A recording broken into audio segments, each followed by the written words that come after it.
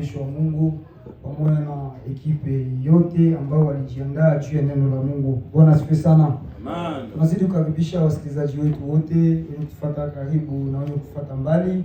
Tunakumbusha kuwa emission yetu inaitwa Emission de Timothée 3:17 ambayo ina malengo ya kufundisha neno la Mungu, neno la haki na kweli, kujibu maulizo mbalimbali ndani ya maandiko matakatifu na kuongoza watu katika njia ya kweli, kwa sababu kila siku, kila mara mtumishi wa Mungu anakuwa anasema ya kuwa kipofu, kiongozi akiwa kipofu, na wale ambao wataongoza wote wataanguka katika shimo.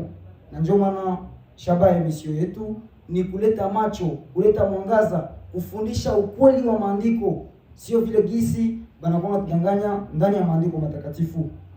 Nikusema juma iliyopita tulipata fursa ya kuongelea kuhusu Injili. Mtumishi wa Mungu alituonesha mbalimbali wa Injili, na nategemea leo tutapata tena ile opportunity ya kufuata deuxième partie ya Injili, tujue Injili ni nini na tuko na Injili gani, tuko na Injili ngapi, na wewe kisi uko pale unaamini Injili gani, wala unafundishwa Injili gani.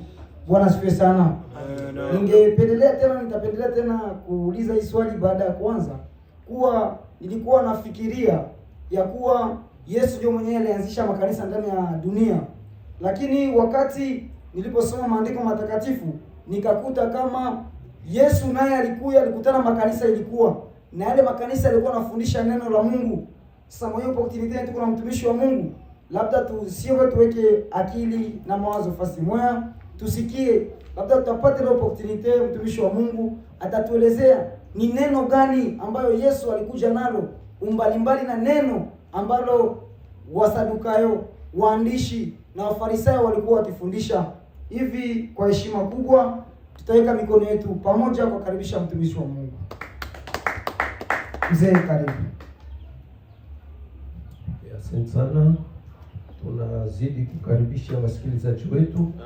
We welcome our dear listeners, wenye kutufuata kwa mbali au kwa karibu. the one that are following us present Karibu kwa online. emission yetu ya 2 Timothée 3:16 Welcome to our show of 2 Timothy ambayo 3:16 ina malengo that has a goal, ya kufundisha neno la Mungu katika hali ya roho, that has a goal of teaching people the word of God spiritually, kupatia watu wakati to give people time, wapate kutafuta kujua kweli To give yenye kufichwa ndani ya maandiko people time to matakatifu, search for the truth that is hidden in the scriptures, kuelekeza watu to guide people wajue njia ya haki na kweli, to know the way of truth and righteousness, ili wafikie kuokolewa. for them to be saved. Amen. Amen.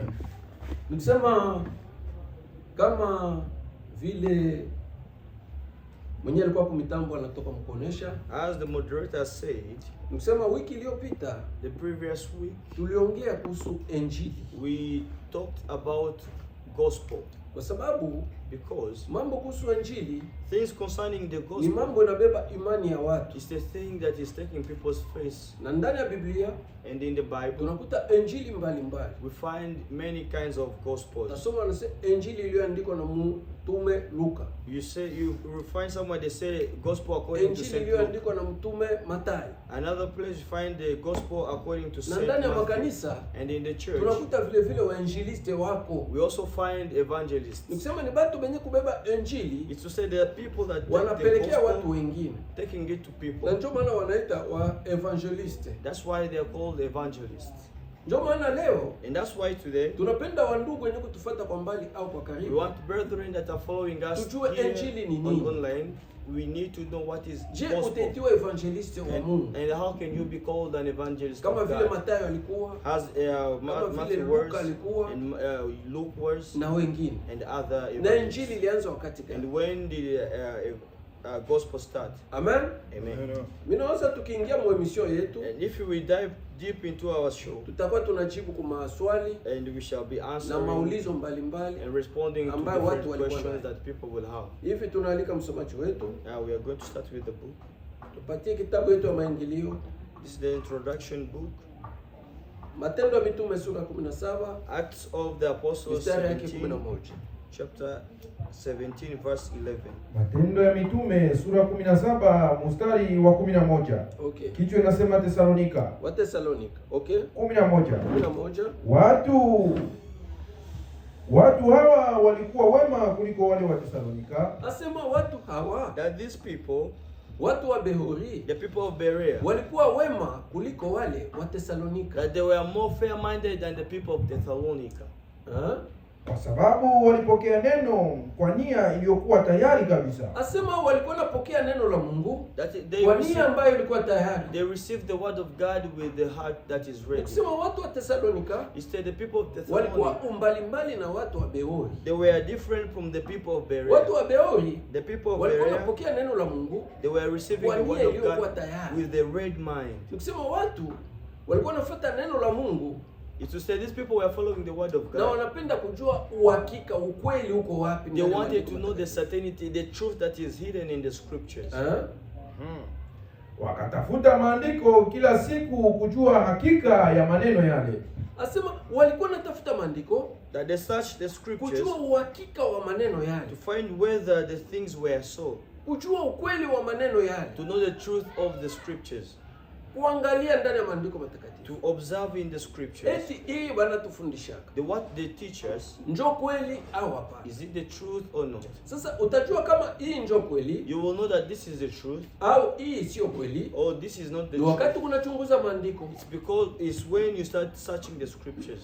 Uko nasoma maandiko kila siku, You read the scriptures daily. njoo utajua ukweli. That's when you will know the truth. Ndio maana And that's why tunaalika wasikilizaji we wetu call upon our listeners, wenye kutufuata kwa mbali au kwa karibu, everyone that is following us online or Tunaomba present kila here. mtu We want everyone, akuwe na Biblia yake pembeni have your Bible next to you na block note yako and pembeni. also your side book. Kila andiko ambayo tutakuwa natoa Every scripture that you shall be giving unaisoma out, ndani ya Biblia yako, read it in your upate Bible kuelewa zaidi. so that you get to understand more. Njoo ndugu zangu, For brethren, kama ujipati muda if you don't give yourself wa time kusoma maandiko of reading the scriptures na kutafuta ukweli, and also searching bila the shaka truth ndugu in, zangu, utajikuta kama you will find out unakuwa that munjia ya upotevu.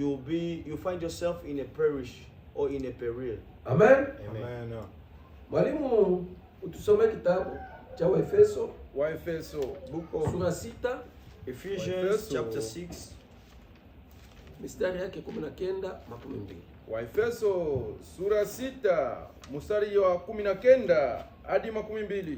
Ni kusema ndugu wapenzi, Beloved, somo letu ya leo our today's tunapenda theme, kuongea Samuel, kuhusu Injili. we are going to talk about the gospel. Ni kusema leo tutaongea parti yetu ya pili, This is our second part of the gospel. kwa sababu parti yetu ya kwanza Our first part, tulionyesha kama we Injili show that gospel, ni neno la Mungu. gospel is the word of God, Injili and ni gospel habari njema ya Mungu. is the good news of God. Sasa leo Now today, tunapenda tuongee parti yetu ya pili, now we are going to dive into our tupate second part kueleweshana, to get to understand tujue kama that Injili ni nini. we need to understand what is the gospel. Amen. Amen. Okay, so 19. 19. Na kwa ajili yangu Na kwa ajili yangu nimepewa usemi kwa kufungua kinywa changu, asema nimepewa usemi That the utterance is given to me, kwa ajili ya mambo kuhusu Injili. that things concerning the gospel, Nimepewa usemi kufungua kinywa changu, that I've given the utterance to open my mouth, ili nihubiri kwa uhodari siri ya habari njema. asema ili ni ubiri that so that you get to preach kwa uhodari boldly siri ya habari njema. the mystery of the gospel. Kumbi kama tulisema If we say Injili the gospel ni habari njema, is good news, Joba natuambia kama and now they are telling na us habari that njema yenyewe even the iko gospel, na siri. even the good news as a Kumbi mystery. unaweza kuhubiri habari njema You can teach the gospel pasipo kufunua siri yenye kupatikana ndani ya habari njema. without you revealing the mystery hidden in the scripture. Or Kumbi in the good ili news. inakuwa habari njema nyingine. Now that one becomes another good news. Lakini habari njema ambayo Paulo But the good news that Paul, alikuwa kuhubiri, that he came to preach, ambaye hakufundishwa na mtu, that he was not taught by nobody, alifundishwa na Mungu he was taught by God au himself na Yesu Kristo. or by Jesus Christ. Anasema hivi, He's saying that. soma tena. Read that again. 19. Na kwa ajili yangu nimepewa usemi kwa kufungua kinywa changu. Asema kwa ajili yake, That for me, kwa ajili ya habari njema, for the sake of the good kwa news, ajili ya Injili, for the sake of the Paulo gospel, alipewa usemi Paul was given the afungue utterance kinywa to chake, open his mouth, aseme kwa uhodari, to speak boldly, Ili nihubiri kwa uhodari siri ya habari njema. siri ya habari nini njema. to preach boldly the mystery of the gospel. Kumbe unaweza kuhubiri habari njema, So you can preach the good kama news, aufunulie watu but if you don't reveal siri yenye people or kupatikana mu habari interpret, njema, you don't interpret ile the inakuwa habari njema the nyingine. mystery of the found in the good news, that becomes another Kumbe gospel. habari njema Now it's to say iko good na news. siri yake, Good news has its mystery. ambayo wakati unafunulia watu Now when you interpret to ndio people, inakuwa habari njema. now that becomes the Kutoka good kwa news Mungu. coming from God. Haleluya. Amen. Kwa sababu yake mimi ni mjumbe katika minyororo. Nasema kwa sababu ya ile habari njema, That for the sake of that good news, kwa sababu ya ile siri ya habari for njema, the sake of the mystery of the Paulo gospel, anajishuhudia kama Paul is testifying that yeye ni mjumbe he is the ambassador, katika minyororo. ambassador in prison. Nikisema yeye alileta ujumbe He brought the good news wa habari njema of the good news, ambaye iko na siri ndani. of which it has a mystery hidden in it. Sasa ni kwako wewe ndugu Now yangu, it's for you, my mwenye brother, kutufuata kwa the mbali one that is following us au here, mwenye kutufuata kwa or the karibu. one that is following us online. Ujiulize sasa, Ask yourself, habari njema ambaye unahubiri the good news that you are teaching, au habari njema ambayo unahubiriwa, or the good news you are being told, eti iko na siri ndani, does it have a au mystery in iko it, wazi? or it's just Kwa open? sababu kila mtu Because everyone, wakati anasoma Biblia when they read the Bible, anasema kama Biblia iko wazi. they say the Bible is open. Wakisema maji ni maji, When they talk of water, they see wakisema water. mkate ni When mkate, they talk of bread, they see wakisema bread. sadaka ni pesa. When they talk of Paulo offering, they anasema see hivi, money. But Paul is saying this. yeye anaomba Mungu, Paul is praying to God, wamwombee Mungu, to pray for God, yeye apewe usemi that to be given the utterance wa kuhubiri habari njema teach the gospel kwa uhodari boldly, ambayo ndani yake mko siri. that in it has a mystery. Haleluya. Manisa? Aha. Kwa sababu yake mimi ni mjumbe katika mnyororo. Okay. Ili niseme kwa uhodari kama inavyofaa mimi kusema. Kumbi habari njema Now the gospel, inabidi kuihubiri you need to kama teach it. inavyofaa watu kusema. You have to teach it as you are ought to say. Sio habari njema ya kupendeza watu. Not the good news that pleases people. Habari njema sio ya kuchekesha watu ndani ya kanisa. Good news is not to please or to make people laugh in the church. Habari njema But the good news sio ya kufanya makomedi. is not all about drama. Hapana. No. Habari njema But the ni good news kutangaza siri is yenye kupatikana ndani ya neno la is to Mungu. proclaim the mystery that is found in the word of Bwana God. asifiwe sana. Amina. Njoo ujiulize sasa. Leo tuko naongea kuhusu habari njema. Now ask yourself, today we are talking about the Na wewe gospel. unahubiriaka habari njema. And you also teach the Au gospel. wanakuhubiriaka habari Or njema. they teach you the Eski habari gospel. njema wanakuhubiriaka. Now Inakuwaka na siri. does the gospel they teach you Au has a inakuwaka mystery, wazi? or it's just open? Haleluya. Amen. Amen. Ndio maana leo tunapenda tujue And habari njema ni nini now this way today we need to know what is the good news na habari njema nyingine iko wapi. and where there is another gospel. Waroma Romans sura moja Roma sura chapter moja. 1, mstari wa kwanza Sura moja mstari wa kwanza. verse 1, hadi 3 utaruka Up to 16 17. then we Hadi jump to tatu, 16, tutaruka 17. 16 hadi 17. Okay, Aha. Moja. moja. Paulo mtume wa Yesu Kristo aliitwa kuwa mtume Asema Paulo mtume wa Yesu Kristo aliitwa kuwa mtume. That Paul, a servant of Jesus Christ, was called to be an apostle. Sasa wewe utume ambayo uko ndani Now uliitwa au unajitia kuwa mtume?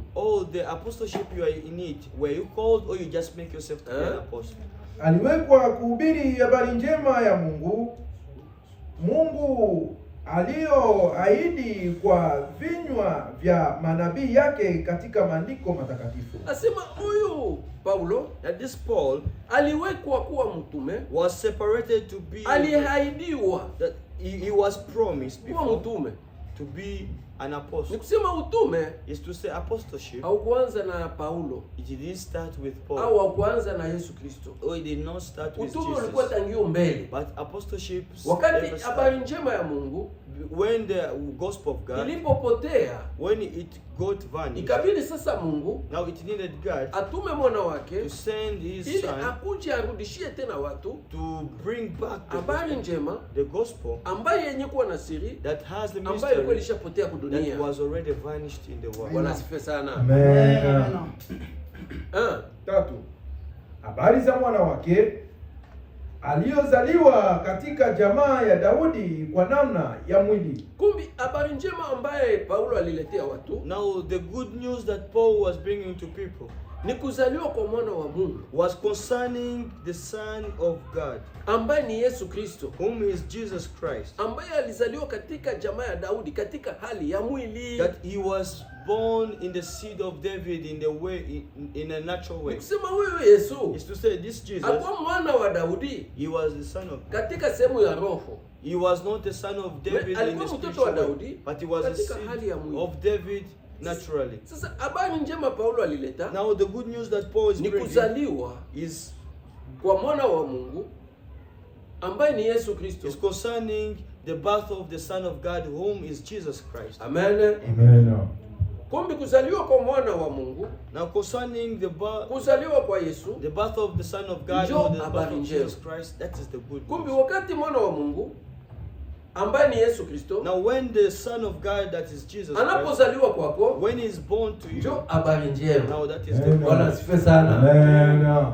Sasa uangalie, Now see, eske mwana wa Mungu now the Son of God, alishazaliwa kwako is he born to you? au habari njema biko nakuletea Or the good news they are ni bringing kuzaliwa to kwa you? mwana wa Mungu kwako? Or is the birth of the Son of God to you? Kwa sababu leo habari njema ndani ya makanisa, Because today the good news in the churches, utafika pale you reach them, wanaanza kukuprofetize maisha they yako. will prophesy to you about your Shangazi yako life. ni mlozi, Or your aunt is the witch.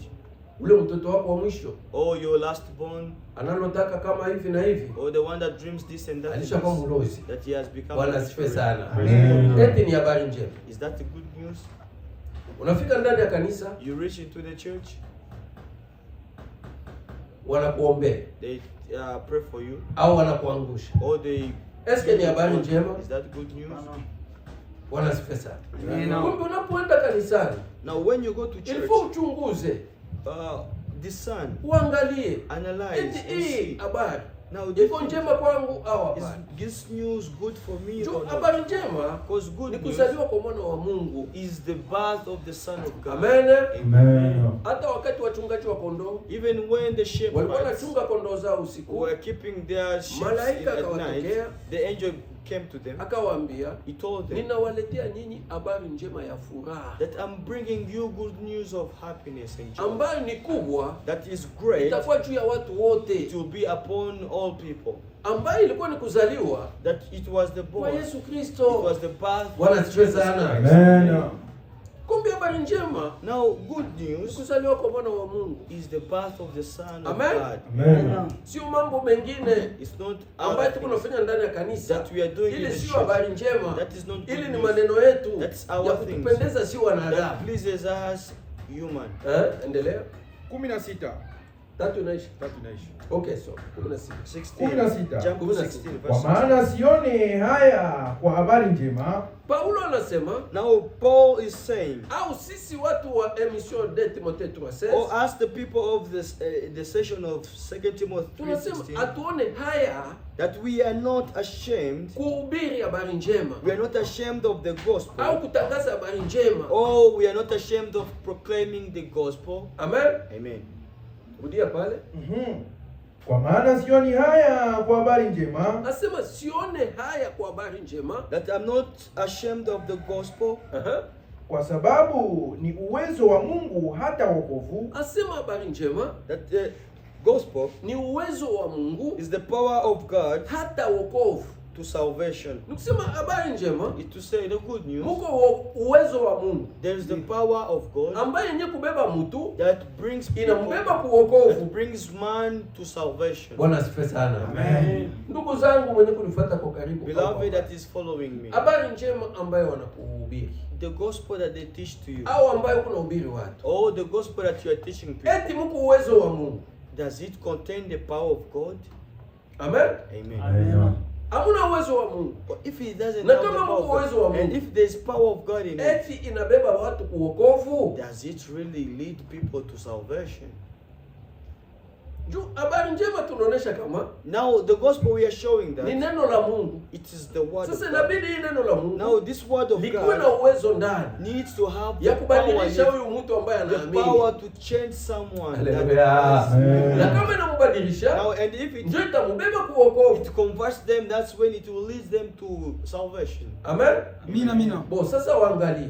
Now see, Wakati unamprofetize, when you prophesy to this unamwambia person, maneno yake you tell them ambaye na things bafungu concerning wanafanya. that even Eske ni uwezo wa Mungu? the witch doctors does. Is it the power of God? Amen. Amen. Twende. Aha. Eske inambeba kuokovu? Does it lead them Tu to kama mko uwezo wa salvation? Mungu, Now if there is lengo kubwa the power of ni kubeba God, huyu mtu kuokovu. now the Huyu mtu afiki kuokolewa. main goal is to lead these people to salvation. Wakati ndani ya habari njema When in the wanakuambia gospel, mtu na mwili hawezi kuwa mtakatifu. they tell you that in the gospel that man and flesh can never be Chini holy. ya jua Under the hakuna sun, mtakatifu. there's no holy person. Eti hii habari njema, mko uwezo wa Mungu. There's no saint under the Eti hii sun. habari njema Now this inabeba watu gospel kuokovu has au inabeba watu the power of kupotea? God, or does it lead people to salvation? Haleluya. Amen. Twende. Aha.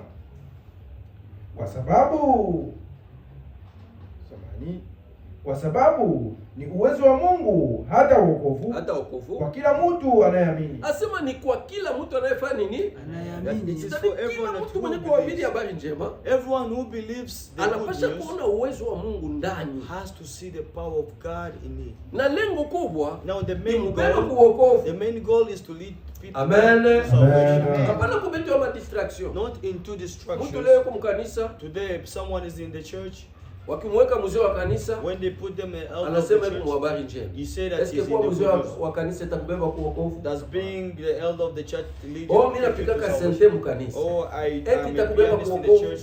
Does it? Oh, can mimi it niko really- mwimbaji. Oh, I'm a Huduma singer. zote zitakoma, lakini uimbaji haitakoma. That all, Eske kuimba itakubeba kuokovu? all ministry will Bwana end, asifiwe sana. but Amen. singing will not end. Twende. Mhm. Kwa kila mtu anayeamini. Asema ni kwa kila mtu mwenye kufanya nini? Mwenye That kuamini. it's for everyone who Kumbe ndugu believes. zangu, Now, beloved, Mwenye kunifuata kwa karibu au kwa the mbali. one that follows us, Wakati uko ndani ya kanisa, when you're in the church, uko unapokea habari njema, you receive the word of God, haikubebe kuokovu and it does not take you to salvation. wala auone uwezo wa Mungu. Or you don't see the power of God. Ndugu zangu, utafute habari njema ambaye ndani utaona uwezo wa Mungu. Beloved, look for the gospel that has the power of God in it. Twende. Kwa kila mtu anayeamini, Mhm. kwa Myuda kwanza Okay. na kwa Myunani vile Na kwa vile. Myunani vile vile. 17. 17. Kwa sababu haki ya Mungu inaonekana ndani yake. Asema muhabari njema That in the good news, inabidi muonekane haki ya Mungu. there has to be revealed the Bwana righteousness asifiwe of sana. God. Amen. Ndani ya habari njema In the inabidi gospel, muonekane haki ya you need Mungu. to see or to find the righteousness of God in that Mtu aseme gospel. kama hii ndio For verite. someone to say, indeed, this is the truth. Amen. Amina. Hapana haki ya habari njema Not the gospel ambayo watu wiko na dute that people are having doubts na wewe about. mwenye kuhubiri And the one hauna that is uhakika. is Hapana, preaching, ile sio you don't habari have the njema. certainty of what you are Eh? preaching. Toka imani hata imani, kama ilivyoandikwa, mwenye haki ataishi kwa imani. Asema hii habari njema The gospel, inatosha mtu muimani, it takes someone from inampeleka faith muimani. and takes them to faith. Sitadi miongoni mwa imani To say, kuku imani mbili. among us faith, we have two kinds of faith. Amen. Amen. Hata mwizi ana imani, Even if you Nikienda have the kuiba, faith that if you go to kama steal, nikipakala tu mafuta yangu if I just abata smear nikamata myself ni imani with this na oil, anaenda they anaitwa won't abata touch me, mkamata. and they go and steal the Haleluya. one. Sasa habari njema ni kutosha huyu mtu muhii imani. Now the gospel is Kubeba to muimani take this ingine. person from this faith into another faith. Amen. Sasa ujiulize uko na imani gani? Now Ya ask mambo ya yourself, mwili which kind au of ya faith mambo do ya you roho? have? Natural faith or spiritual faith? Kuko mtu mwingine nilikuwa naongea naye. There's a certain person I was Ananiambia, speaking with. "Pastor, He told me, Mimi Pastor, nikifunga tu pesa yangu hivi if I kumfuata. just hold my money like Nikitia this in my mkitunga, hand and I put in that Mimi najua basket kama like this, pesa yangu inaenda kwa me, I know automatically my Hallelujah. money has gone. Amen. Ni imani. It is faith, yes. Imani gani? But which kind of faith? Mimi naweza utaijua kule chini. I think you will know it there. Amen. Amen, amen.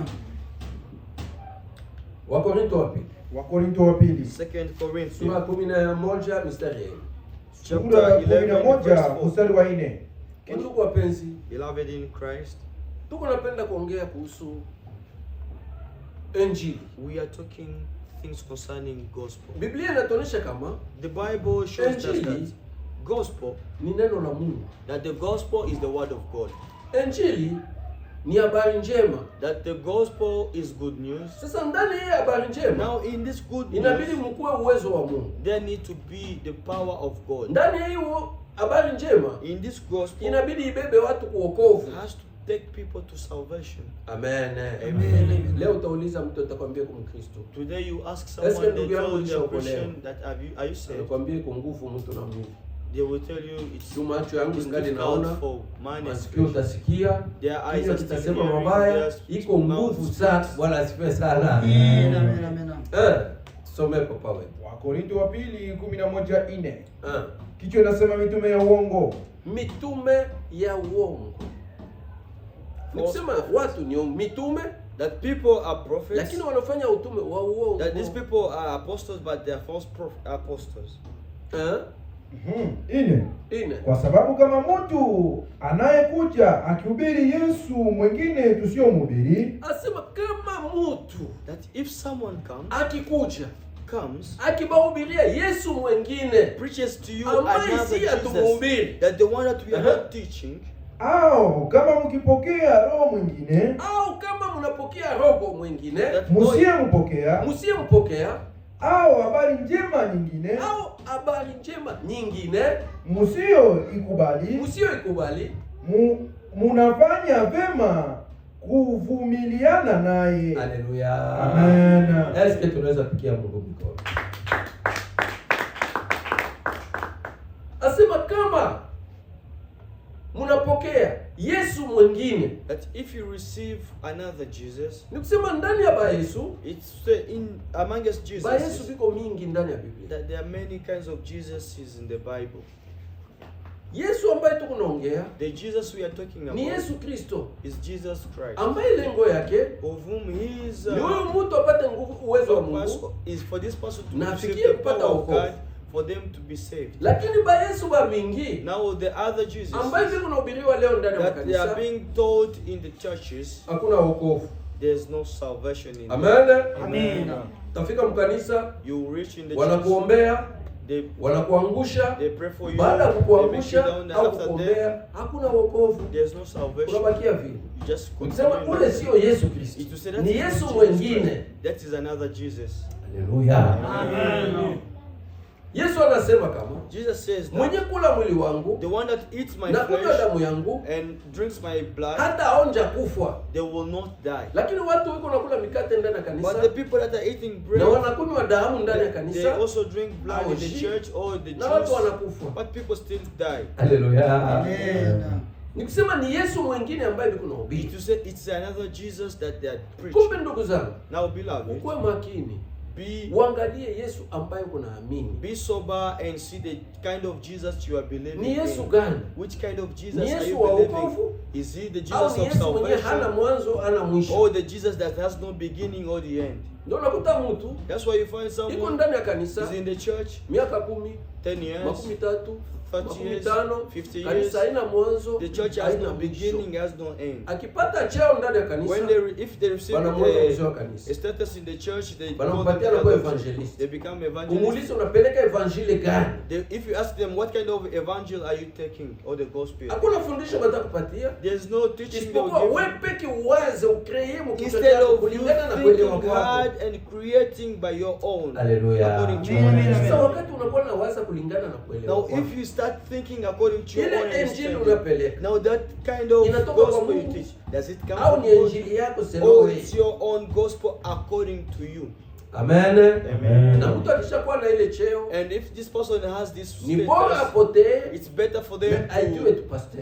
to perish, Ni but for bora them to be apotee, called pastor. aitwe tu evangelist. Better for them to perish, Ni but to be bora called apotee, an aitwe evangelist. tu mwimbaji. Better for them to perish, but to be called singer. Kuna kazi kubwa mkanisa. But I have a Niko very good mwimbaji. status in Wa the nani? church Unaimbia that nani? I'm a singer. Of Hallelujah. Amen. Okay, kila mtu ndani ya kanisa Yet iko everyone in the obligé church, ndiye Mungu wake. they are all to sing for their God. Amen. Amina. Soma ine. Ine. Rudia pale ine. Tu. Kwa sababu kama mtu anayekuja akihubiri Yesu mwingine tusiyomhubiri, Nikusema unaweza kupokea habari njema. You say you can receive the Unaweza gospel. kupokea mtu anakuletea neno la Mungu. Someone can bring you the Na gospel, anataya jina ya Yesu. and they Utaenda They leo tell kwa the maimai devil, banakutia dawa yao. Banasema kwa nguvu ya Yesu, kwa nguvu ya Mungu tutashinda vita. you can even find Yesu some God. people rebels. They Maana na hapo wanaomba works. They say in the by the Unafika kwa power of mfuko, Jesus. we anakuambia shall kwa win nguvu the ya battle. Mungu. You also go to the witch Utapona. doctor. They say by the Ni power of Mungu God gani? you will get. Ni But Yesu which kind of gani? God? Which kind of Jesus? Kila mtu anafanya miujiza mjina ya Yesu. Everyone does wonder in the name Ni of Jesus. Yesu gani? Which kind of Jesus? Watu wapenzi wenyewe. Beloved in Jesus, the one that is following us. Ujipatie muda Give yourself wa time kujua ni Yesu gani to ambaye unamfuata. to understand the Ambaye kind of Jesus unamwamini, that you are following, ambaye that you are believing, unampokea. the kind of Jesus that Kila you mtu receive. anasema Because everyone says naishapokea Yesu that I have kuwa received Bwana na Jesus Mwokozi wa to nini? be my Wa Lord maisha and yangu. Savior. Sasa ulipokea Yesu gani?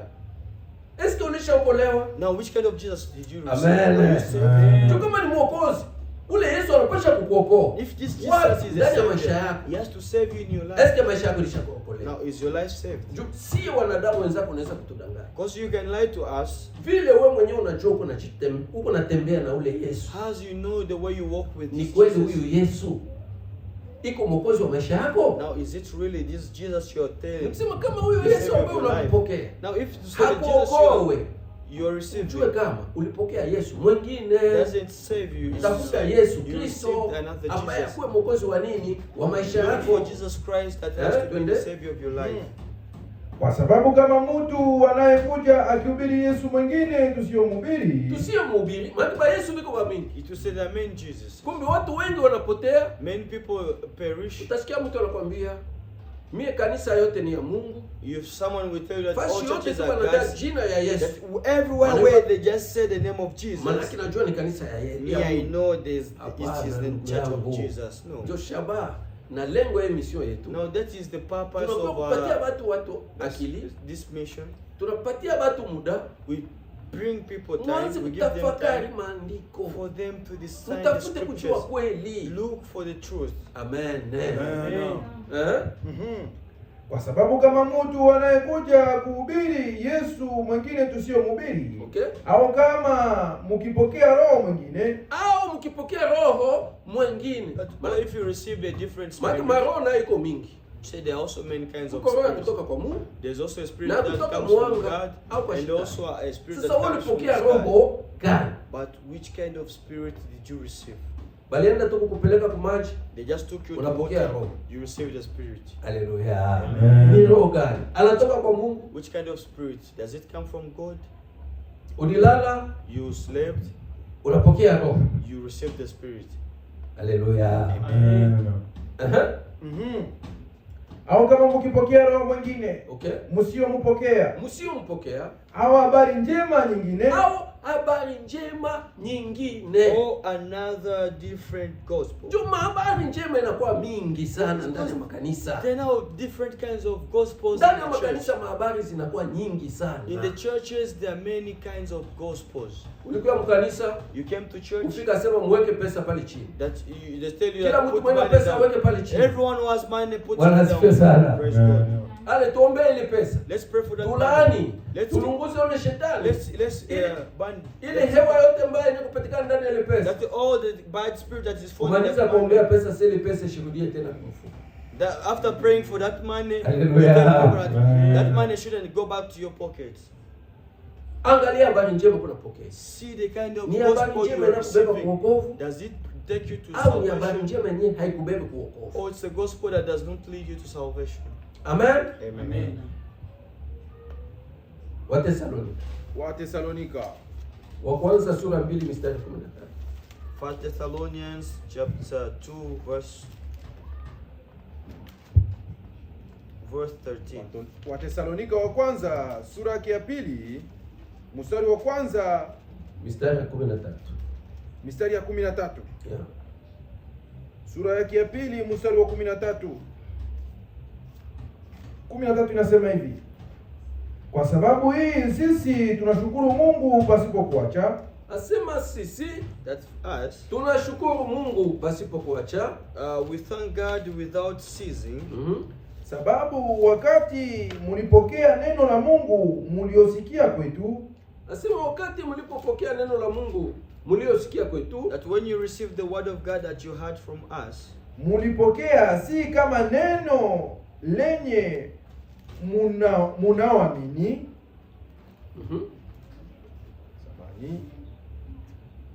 Kwa sababu hii sisi tunashukuru Mungu pasipo kuacha. okay, Kwa sababu wakati mlipopokea neno la Mungu, wakati mlipopokea neno la Mungu mliosikia kwetu, mlipokea si kama neno la watu, lakini kama ilivyo kweli neno la Mungu. Bwana asifiwe sana. Rudie kidogo. Tuarudilia tena. Kwa sababu hii sisi tunashukuru Mungu pasipo kuacha. Kwa sababu sisi that for this reason, tunashukuru Mungu we pasipo thank kuacha. God without ceasing. Sababu wakati mliopokea neno la Mungu mulisikia kwetu.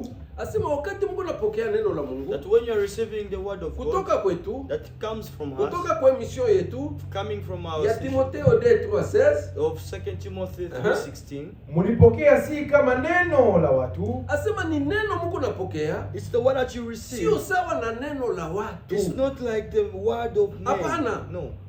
Juu watu wanaposoma ndani ya Biblia, wanaposoma ndani ya Biblia wanasema mwanamke au wanaambia mwanamke ni huyu.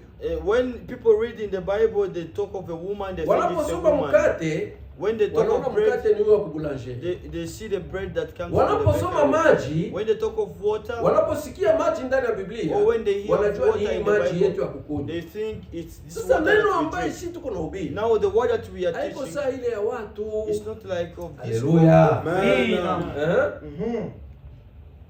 Lakini mulipokea si kama neno la watu, Okay. lakini kama ilivyo kweli neno la Mungu. Asema tuko na wapatia ni neno kama ilivyo kweli neno la nani? La Mungu. That we are giving you the word as truly it's the word of God. C'est-à-dire, It's muneno la Mungu, in the word of God, kuko neno la watu there is the word of man, na kuko neno la Mungu. there is also the word of God. Neno la watu Word of ni man, wakati unasoma Biblia it's when you read the Bible, unaisikia sawa mtu.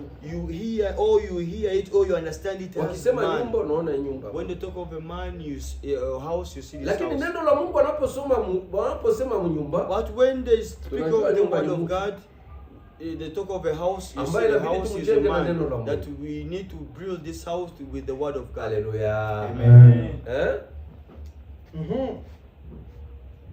Lakini kama ilivyo kweli neno la Mungu linalotenda kazi vile vile ndani yenu mnaoamini. Asema ni neno lenye kutenda kazi ndani ya watu bekufanya nini? Kuamini. That it's the word that has effect work in the people who believe. Sasa angalia tangu uliamini. Now see, Eske ever neno since la you Mungu believe, unapokea? now the word of God Eske liko natenda kazi ndani mwako? does it have any effect works in you? Na ndio maana unakuta leo watu hawana msingi. Now you find today people have no foundation.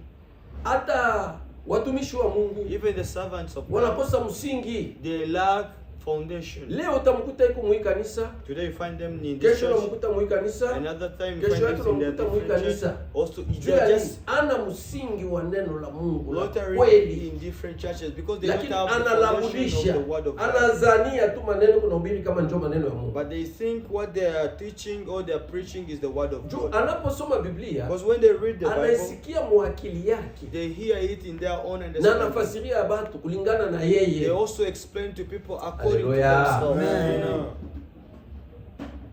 Andiko ya mwisho That's the verse. Wagalatia. Galatians. Kombe tuko naongea kuhusu injili. We are talking of gospel. Injili ni habari njema Gospel is good na news. habari njema ni neno la Mungu. And the good news is Sasa the word of inabidi God. neno la Mungu Now you ulifunue, You need to explain utafute or maana to feel or to ya ile interpret neno this la word. Mungu, You need to look ya for ile the meaning neno ambayo of this unasoma ndani ya word. Biblia. The word that you're reading in Sasa the habari njema Bible. ya That's Mungu. good news of God. Wagalatia sura 1 Galatians Galatia chapter sura 1, moja mstari ya 6. verse 6. Wagalatia sura 1 mstari ya 6 Utaendelea mpaka 13, utaruka 15, 16 tunamaliza. tutaendelea mpaka 13, tutaruka 15 hadi 16. You will jump up to 15, 16. Sita yake nasema hivi: ni staajabu ya kuwa mumeacha hivi upesi yeye aliyewaita nyinyi katika neema ya Kristo. Asema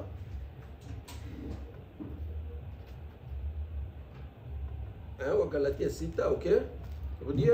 Nina staajabu ya kuwa mumeacha hivi upesi yeye aliyewaita nyinyi katika Kristo. Nasema ninastajabia That I marvel kwa sababu for the reason mnamwacha upesi that you are living, yeye aliyewaita nyinyi katika Kristo. that Okay, you are twende. forsaking this one that called you in Christ. Mkigeuka kwa habari njema ya namna nyingine. Asema batu leo That today people banageuka kwa habari njema ya namuna that nyingine. are turning away from to the different gospel. Okay, lengo ya mtu kuya mkanisa Now the purpose of this person ni coming tu to church aamini neno la Mungu is for them to believe the word of apate God, kuokolewa. for them to be saved. Lakini watu leo wanaenda mu makanisa Now today people are going sio to tena juu ya churches kuokolewa, not for them to be saved, lakini juu ya faida yao ya but kimwili. for their own benefits. Haleluya. Amen. Faida ya mwili ndio inabeba watu. For their own Me, benefits. haiko juu ya kuokolewa. But it's not for Tadi salvation. batu banakuwa mu habari njema nyingine. Now people are into another gospel. Amen. Amen. Utakuta ndani ya kanisa You find in the church nyimbo na vidari songs, vinabeba saa 4. guitars, they even take 4 hours. Neno la Mungu dakika But 3. the word of God just Kila siku 30 anapokuja minutes. pale Every time they anasema come, muda unaisha, they tell you tutaongea that, kidogo tu juu ya neno la Mungu. you come, Bwana all the asifiwe time is sana. done. You shall just Unaona speak kama small anabeba word. watu mu habari njema nyingine. They take people into Watu hawakwenda another mkanisa gospel. kuimba nyimbo. People didn't go to church for Watu hawakwenda songs. mkanisa kupiga vidari. People didn't go for Mtu church anaamini ndani ya kanisa details. ni jua aokolewe. But people believe Mimi in church for wanambeba them to be sasa saved. leo mu habari njema nyingine. But today they are leading them away. Haleluya. to- Wanambeba mtu mu maprofesi, tangu bataanza They maprofesi. take people into prophecy. Eske taokoa watu? Will prophecy save people? Ona vile watu wanamwacha upesi yeye Yesu Kristo, See how wanaacha people habari njema. are turning away Wanakuwa so habari soon njema from nyingine. the good news of Christ. They Wana- go into another Mtu gospel. anakuja mkanisa, Someone comes into pastor church. nipatie message yangu. Oh, pastor, give me Eske message. message yako auisikie wakati tuko na ubiri? Now, don't you hear your message when we are preaching? Amen. Endelea. Mkigeuka kwa habari njema ya namna nyingine Aha. isiyo nyingine, lakini kuna watu wanaowatabisha nyinyi. Asema kuko batu banatabisha batu benzao. That there's some people that are troubling other Hallelujah. people. Amen. Kuko watu wanatabisha watu wengine. There's people who trouble others. Shida yako inabidi ujenge madhabahu. Oh, your problem, you Kujenga need to build madhabahu. the altar. You build $500. or to build Madhabahu ya $1,000. Ona vile kuna kustatabisha. See how they are troubling you. Bwana asifiwe sana. Kuna watu wanatabisha nini wengine. There are people that trouble others. Na wao wanataka tu kutabika. And you also accept to be Haleluya. Amen. Lakini kuna watu wanaowatabisha nyinyi, Okay. wakataka kugeuza habari njema ya Kristo. Asema Bwana penda kugeuza habari njema ya nani? They want to turn the good news of Christ. Ndani ya kanisa You find in the comedy zinakuwa mingi. there are lots of dramas and comedies. Eske ndio itakuwa wapi? Will that save people? Amen. Amen. Endelea. Munane. Nane. Lakini sisi ama ama malaika ya mbinguni au malaika ya mbinguni tukiwahubiri nyinyi habari njema ya mbalimbali na ile tuliohubiri ninyi, asema kama tunawahubiri ninyi That if we preach to you habari njema umbalimbali other gospel na ile ya Kristo than that of Christ, alaaniwe. alaaniwe. let him be Bwana cursed. asifiwe sana. Amen. Ndio maana watu wengi That's why many people, watasema walifanyia Mungu kazi, they say they worked for God, walitumikia Mungu, they worked for God, lakini siku ya mwisho but in the last Yesu day, anasema si wajui. Jesus will say he doesn't know them. Amen. Amen. Endelea. Munane kenda. Kama tulivyosema kwanza, sasa tena ninasema mara ya pili, mtu yeyote akiwahubiri nyinyi habari njema ya mbalimbali na ile mliopokea, alaaniwe. 15:16. 15:16. 15, you jump 15 verse 15 to 16. 15:16. Pale pale. Moja. 15. Esko lisoma 15:16. 11.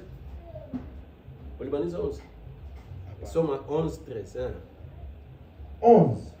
Ninawajulisha nyinyi ndugu zangu, Ninawajulisha nyinyi ndugu zangu habari njema iliyohubiriwa nami, ya kuwa si ya namna ya watu. asema habari njema ambaye niko na wahubiri leo That the gospel that I haiko ya preach to namna you, ya watu. it's not according to man. Jubatu biko na namna yao wanapenda wahubiri habari njema. Because people have their way that they want Maneno to ya teach kuwafurahisha. them the gospel, Maneno ya things that kuwachekesha. pleases them, things Maneno that ya makes them kuwadanganya. happy, things that are Ndio life watu to them. wanapenda. That's what people like. Utapokea visa. Or you receive a Utaenda visa, Bulaya. or you go Mungu abroad. anaonesha mariage. Oh, God is showing Naona you unavala marriage. vala. Oh, I'm seeing you Bwana putting asifiwe on a sana. vala. Amen. Mungu amuoneshaka sema ananyonyesha utaolewa mukaya na kivali.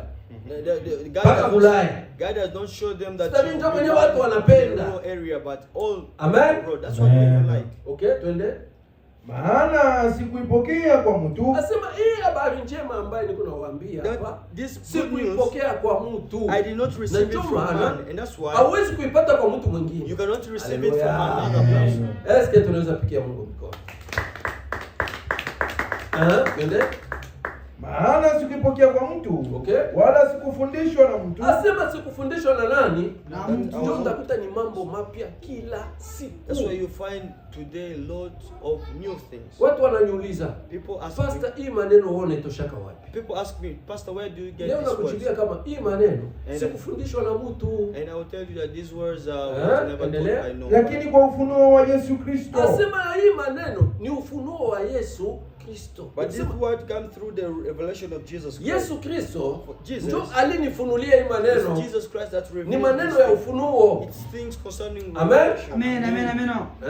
13. 13. Maana mmesikia habari za matendo yangu zamani katika dini ya Wayuda, Asema huyu Paulo That this Paul, katika zamani before, mudini ya Wayuda mulisikia former matendo conduct yake. Alikuwa anafanya kazi gani? in Judaism, namna nilivyotesa zaidi kanisa la Mungu na kuliharibu. Bwana asifiwe sana. Ni kusema mpaka leo to say until today, dini ya Wayuda iko that Judaism still exists. ambaye Paulo That in which alikuwa ndani, Paul was in a Judaism. alikuwa anafanya kazi ya kutesa makanisa. He was persecuting the churches. Amen. Amen.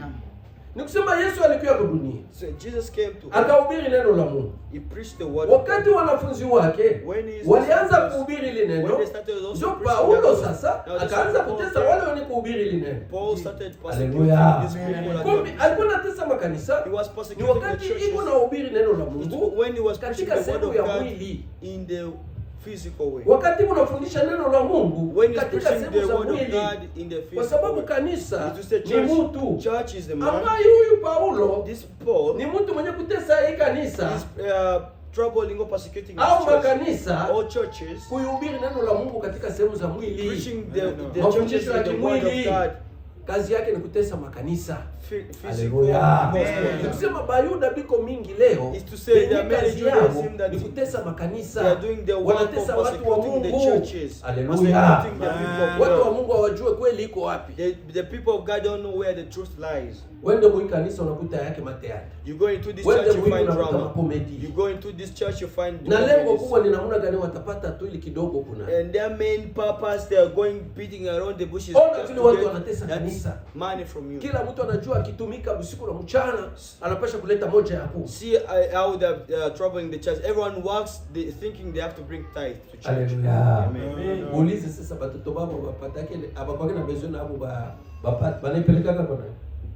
Batoto ya pastor. Now the children of pastors, they Hallelujah. work, they take the tithe too. Asema Paulo It's alikuwa Paul. mdini ya Bayuda. Paul Kazi was yake the ilikuwa Judaist. kutesa nini? Makanisa. His work, Unapata habari yake na muna kisi batu wanateseka. he was persecuting the church. Amen. Amina. Kumbe dini ya Wayuda iko mpaka leo. The Judaism still exists. and Iko natesa makanisa. still troubling Inatesa churches. kweli ya Mungu. It's Hawapendi troubling watu wajue kweli. persecuting the truth of God. That's Amen. what people to Amen. know. Kanisa ya kufundisha watu kweli wanaipatia majina nyingi. Ni The bakuzimu, ni baivi, juu watu washiamini tu. the church that teaches the word of God truly, they give it different kind of them for people not to believe in it. Okay? 15? 15. Okay. 15. 15, Lakini- 16. Okay. Lakini Mungu aliyenitenga katika tumbo la mama yangu Aha. akaniita kwa neema yake, Asema Mungu alitenga Paulo That God tangia mtumbo ya separated mama yake akamuita. Paul from his mother's womb. and alipoona called him. vema Aha. kufunua mwana wake ndani yangu, Asema alipoona vema kufunua mwana wake ndani ya Paulo. Through grace, he to Haleluya. reveal his son. Kumbe mwana wa Mungu ni Yesu. Son of God Mwana is wa God. Mungu ni neno la Mungu. Son of God is the Ambaye word of inabidi God. neno la Mungu That this word of God kulifunua, has to be revealed. kufasiria watu To explain to uelewe people, maana. to understand the Hallelujah. meaning of the scriptures. ili nihubiri habari zake katika mataifa, Asema njo aanze kuhubiri ile habari ya mwana wa Mungu ambaye ilishafanya nini? Ilishafunuliwa. That he may teach, preach the word or the gospel of the Ayubiri Son kumataifa. that is already Aha. revealed. mara moja sikufanya shauri pamoja na watu wenye mwili na damu, Asema Paulo akufanya shauri na watu wenye kwa mwili na nini na damu. That Tukutane kwa bapasta, tutakuwa nashikilizisha watu wapi? Tufanye kwa maseminari. Namuna tunaweza kusikilizisha watu parapo na makestio fulani fulani. Hapana. Paulo, dini ya Paulo ambaye alifundishwa na Yesu, abafanyake shauri na nini na mtu wowote mwenye kwa na mwili. that the word that is revealed to Paul does not confer to any man or flesh and blood. Amen. Amina. Mathayo Mathayo 11:25. Mathayo 11:25. 11:25. Kumbe wa ndugu wapenzi, tulikuwa naongea kuhusu Injili. Tunaonesha kama Injili sio kitu kingine. Injili ni habari njema. Habari njema ni neno la Mungu ambaye ndani ya neno la Mungu inabidi kufunua neno la Mungu. Beloved, we are talking of the gospel, and the gospel, as we know, is the good news, and this good news is the word of God, in which in the gospel we have to reveal the good news of God. Na hii neno la Mungu And this word of wakati God, uko nalifunua when you're revealing or interpreting the ndio word of habari God, njema that is the good yenye news kuletea watu uwezo wa Mungu that brings people the power of na God kuwapeleka wapi? Kuokovu. and leads them to salvation.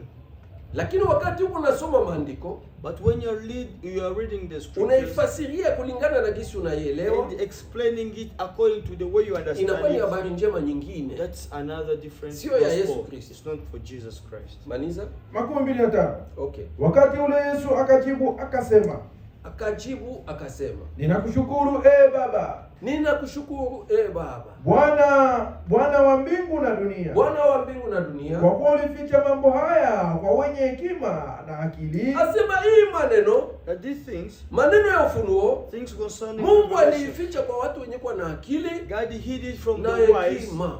and the Na knowledge. ndio maana And that's why utakuta maneno hii you find this hauwezi things, kuikuta kwa mtu wowote. you won't find Juu it alisoma from them masomo, because they went to kuna school, madoktora, or they have kuna doctorate, malisansi, or they have kuna like- mabrevet na madiplome ya they have teolojia. PhDs and the other Hauwezi things in theology. kuikuta. You will not find it nowhere Ndio else. Yesu anasema, That's why Jesus Baba said, ninakushukuru that I thank you, kwa God, sababu because ulificha maneno haya you hear these things kwa watu wenye kuwa na akili for people that are wise na hekima, and prudent, Na uliyafunua kwa watoto ukayafunua wachanga. kwa watoto wachanga. and he revealed Haleluya. to the babies. Kwa Yesu kunasema And that's why Jesus ufalme wa said mbinguni that ni the watoto kingdom of nini? God is Wachanga. for the children, the infants. Sisi ni kanisa la Yesu Kristo. This is the Church of Jesus Christ. Nilikuwa ni mtume Richard This is the Apostle Richard, Kampala, Kampala, nikishindikizwa na waevangelist accompanied by evangelist. Jeremy Bongababa On his right, Jeremy na Bongababa, Chomba Mbaruku. and on the left, Chomba Mbaruku. Kila siku ya kwanza Every Monday, tunakuwaka live we are live a partir ya 7h30 from 5 p.m. na kila siku ya pili and every Tuesday tuko na mafundisho ya njia, we have the teachings of the way, kufundisha neno la Mungu ndani ya Biblia, teaching the word of God in the Bible, kuelewesha watu kila kitu na maana yake. making people understand everything in the Bible with Na this kila meaning. siku ya sita And every Saturday tunakuwaka na mafundisho we have teachings a partir ya 15 from 5 p.m. mpaka 17h. up to 5 p.m. 3 Tunafundisha p.m. to neno la 5 Mungu. p.m. We teach the word of God. Na kila siku ya Mungu And every Sunday tunakuwaka na mkusanyiko wa pamoja we have a general a service partir ya saa 3 from 9 a.m. kwa maulizo na majibu for questions and na answers msaada wowote wa kiroho. or anything or Unatutafuta help. kwa namba yetu Find us in these numbers: 077 075 56 56 89 89 450. 450. Okay, maulizo. Questions.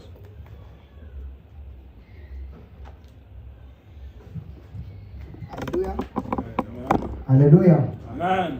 Sema tunashukuru Mungu sana kupata tena hiyo opportunity ya kuchangia neno la Mungu pamoja na mtumishi wa Mungu ambaye ni apotre missionnaire Richard. Bwana asifiwe sana. Ambaye leo tuliongelea kuhusu Injili, na kwa kumalizia mtumishi wa Mungu anaonyesha kuwa Injili ni habari njema, na habari njema ni neno la Mungu, lakini inabidi hili neno la Mungu au hii habari njema ifunuliwe. Na pale ndio nilitosha ulizo yangu ya kwanza, neno la Mungu au habari njema itafunuliwa namna gani? Kwa sababu ndani ya maandiko au ndani ya makanisa, tunaenda ndani ya makanisa na wanahubiri vile vile maandiko inasema na vile vile tunafanya. Nitaleta mfano. Maandiko inasema tusikaribie nyumbani mwa Bwana mikono mitupu. Kila mtu ataleta kulingana na jinsi Mungu alimbariki. Ili andiko tunaikamata vile vile, na kila mtu analeta 1/10, kila mtu analeta sadaka na tunamtolea Mungu. Sasa kulingana na habari njema na kulingana na neno la Mungu inabidi lifunuliwe. Je, hili neno likifunuliwa, hii andiko itakuwa haiko na rekomande kuleta pesa ndani ya kanisa au kuleta 1/10 ndani ya kanisa? Ni ulizo ya kwanza, mtumishi wa Mungu. Asante. Tusubiri zote. Okay, endelea. Ulizo ya pili. Ulizo ya pili pia ilikuwa pale awali kwa tulianzia, kwa sababu tuko tunaongea jambo kuhusu habari njema. Wakati mtumishi wa Mungu anaongelea kuhusu habari njema, nilikuwa najiuliza, kwa sababu sisi wote tulizaliwa ndani ya makanisa na tunafuata neno la Mungu. Wakati Yesu alikuja, makanisa ilikuwa. ilikuwa inahubiri neno la Mungu. Yesu akakuja pia naye na neno la Mungu. Ulizo ya kwanza inasema hivi: tofauti gani kati ya hili neno ambalo Yesu alikuja nalo na pia tofauti gani ya hili neno ambalo lilikuwa linahubiriwa na kufundishwa siku zile? Na ya kufuatia, wakati Yesu alikuja, kwa nini wale watu hawakumpokea? Na je, yale makanisa na lile neno lao lilikoma ile wakati, au ile makanisa na ile neno ikingali mpaka leo? Asante mzee. Bwana asifiwe sana. Tutapima kukujibia ulizo wa kwanza, ya pili na ya tatu, lakini tunaweza kukujibia en vrac. Sasa tunaweza anzia hata ya tatu, tunakuwa ya pili na tunamaliza ya kwanza. Bora tukujibie tu. Nikusema zile makanisa hata leo liko. Those churches still exist until today. Jua naulize hivi. Because he has asked this. Wakati Yesu alikuja, when Jesus came, alikuta makanisa. He found churches. Akaleta neno la Mungu. He brought the word of God. Zile makanisa walimwamini. These churches did. Na kwa nini hawakumwamini? Did they believe him, or why didn't they believe ile him? makanisa iliacha juu ilipokea kweli ya Yesu? Did these churches convert to the truth of Jesus, or they continue to their own truth? Tunakujibia kama we answer to that. Zile makanisa ziko hata leo. These churches still exist. Na ndio hizo makanisa unaziona. And these churches you are still seeing them. Hii makanisa unaziona, these churches that you're seeing, ndio zile are the ones that zenye zilimpingaga Yesu, the ones that haikupenda kumwamini, oppose Jesus, and they want to believe in Jesus.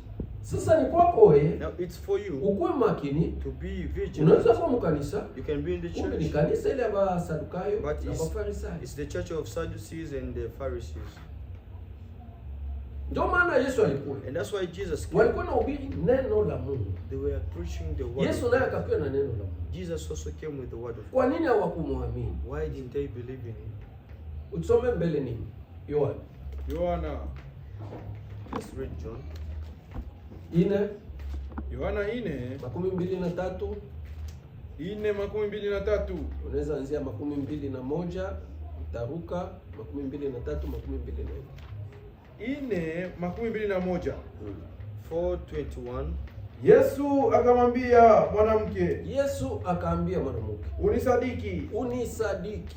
Saa inakuja.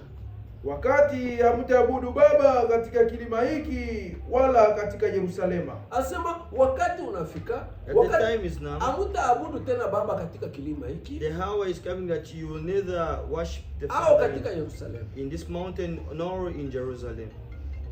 Sasa leo tujiulize, makanisa ya Yesu aende kuabudu kwa kilima? Now let's ask ourselves, don't the churches of God to worship in the mountains? Or is it the churches did they stop going to worship in the mountains? But up till today they continue going to worship in the mountains. If you want to know, in the churches that oppose Jesus, that came before him, are those the ones that go to mountain. 23. Lakini saa inakuja. Lakini sasa mwanamke, saa inakuja. Now but the hour is coming. Sitani kama anasema saa inakuja, if they say time is coming, is to say there was a very long time that passed. Imekuwa hata sasa. And is now. Wakati waabudu wa kweli watakapoabudu Baba katika roho na kweli. Asema wakati waabudu wa kweli. That when true worshipers watakapoabudu Baba katika roho na nini? Na kweli. Kama kuna kwa Father in truth and in spirit. Sio kuabudu Baba bongo. If they are true worshipers, then it's to say they are false worshipers. Ni wenye kumwabudu Mungu munini? Mwili. The false worshipers are the ones that worship God in flesh. Mungu anasema munitolee sadaka. God says ye Mungu ni roho. God is sio utampa sadaka ya mwili. How can you give him offerings of flesh?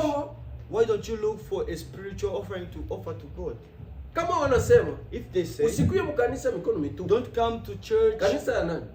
Bare ya Mungu. Empty. Sasa utaleta nini kwa mikono yako? It's the church of God. Kitu ambacho utaleta kwa mikono yako kia kiroho.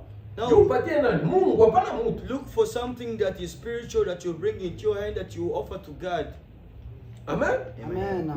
Sitadi kama kuko baabudu ba kiroho. If they kuabudu munini, spiritual worshippers, they are also physical worshippers. Mukate wa mumwili, bread, maji ya mumwili, physical, sadaka ya mumwili, water physical, offerings physical. Amen. Amen. Ndio Yesu akasema saa inakuja. And that's why Jesus said, the hour is coming that when watakapoabudu Baba katika roho na kweli, the true worshippers will worship God in truth and in spirit. Then when you will eat bread, you have to eat spiritual bread. Kama utatoa sadaka, when you offer sadaka kiroho, you have to offer spiritual. Inabidi tukueleweshe offering. Sadaka ni nini? Na muna gani utatolea Mungu ambaye yeye ni roho ataipokea. Amen. Amen. Je, utakula mkate? How will you eat the bread? Ambayo mkate hautakufa. This bread that you will not utakuletea uzima. It will bring you life. Utakuletea wokovu. It will bring you salvation. Watu wanakula mikate. But people eat bread and still die. Hallelujah. Amen. Maniza? Kwa sababu Baba anatafuta watu kama hao wamwabudu. Nasema Mungu anatafuta watu kama haba wamwabudu. Watu gani? That God seeks such kind of people to worship kimwili. Watu wanakuja mkanisa. Wanaanza kanisa nafika kipindi kimoja hivi saa kuabudu sasa inaanza. Adoration inaanza. Sasa hii kipindi yote ilikuwa nini? Now when people are in the church they ndio kipindi ya adoration. Adoration ni nini? Music. Unaabudu au unaimba. Bwana sifiwe sana. Amen. Inafika kipindi ya nini? Ya adoration. It's now the program of worshiping. Unaabudu, unaimba. Are you worshiping or you are singing? Amen. Amen. Na watu wote walisoma masomo. Even people that went to school, wote wanasema wanafanya nini? They all say that they are worshiping. Yote tangu mwanzo wa kanisa. Now this mpaka kwa hiyo unafikia program from ilikuwa kipindi cha kufanya. What is it? Okay, mtu anaenda kwa kanisa juu aabudu. Yet people go to church for them to worship. Amen. Amen. Nisema hapa watu wako wanafanya kimwili. They are doing things naturally. You need to make them understand for them to know. 24. Okay.